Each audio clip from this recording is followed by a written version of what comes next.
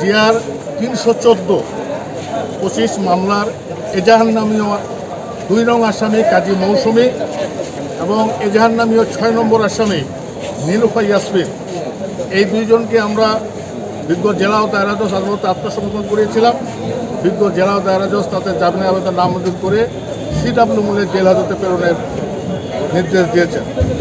মূলত এই আসামি দুইজন গত 17/5/2026 তারিখে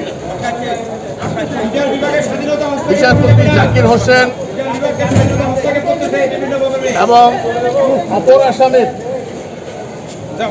এই দুইজন গত 17/5/2026 তারিখে মহামান্য হাইকোর্টে জামিনের জন্য গেলে মহামান্য হাইকোর্ট তাদের দুইজনকে 6 সপ্তাহের জামিন দেন এবং 6 সপ্তাহ জামিন শেষে এই সময় বিজ্ঞ চিফ জুডিশিয়াল ম্যাজিস্ট্রেট আদালতে তাদের বেল বন্ড সাবমিট করতে বলেন।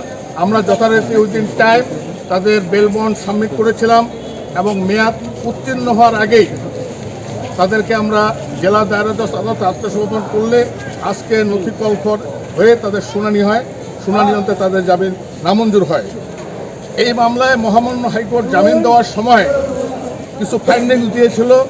ফাইন্ডিংসের ভিতর ছিল জামিন পেলে এবং জামিনে থাকাকালীন এই মামলার আয়ও যেন তাদেরকে অ্যাভেলেবেল পায় এবং আমরা এটা ইনশিওর করেছিলাম আয়ও ডাকা মাত্রই এই দুইজন আসামি সবসময় আয়ের সাথে যোগাযোগ করবে এবং আরেকটা শর্ত ছিল যেন এই মামলার কোনো সাক্ষীকে এই আসামিদ্বয় টেম্পার না করে। এই অবস্থায় আমরা জামিন শুনানিকালে বলেছিলাম যে আমরা একটা লিখিত অঙ্গীকার দিতে পারি যে আমরা আয়ও ডাকা মাত্রই আমরা আয়ের সামনে উপস্থিত হব এবং কোনো সাক্ষীকে এই মামলার কোনো সাক্ষীকে আমরা টেম্পার করব না। বিজ্ঞ আদালত তারপর আমাদের জামিন আবেদন নামঞ্জুর করেছেন।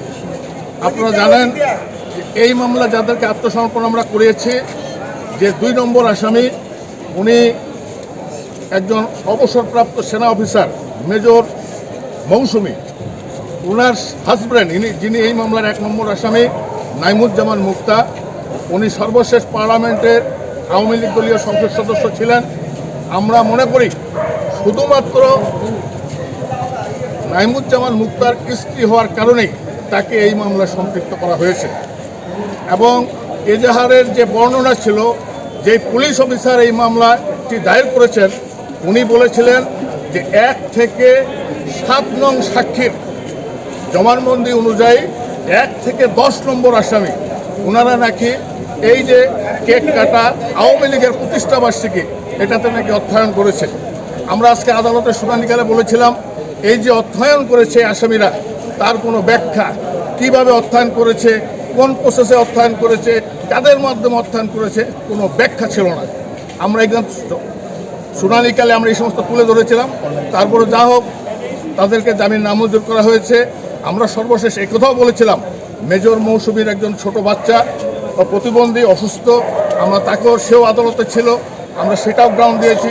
অপর আসামি 6 নম্বর নীলুফা, সে চরম ডায়াবেটিসে আক্রান্ত এবং ইতিমধ্যেই তার একটা পা অচল হয়ে গিয়েছে।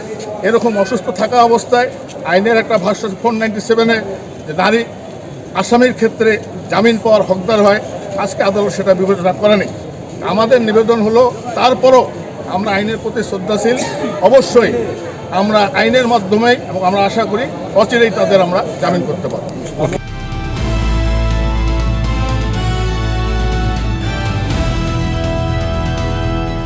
দিনাজপুর টিভি, মানুষের জীবনের কথা বলে।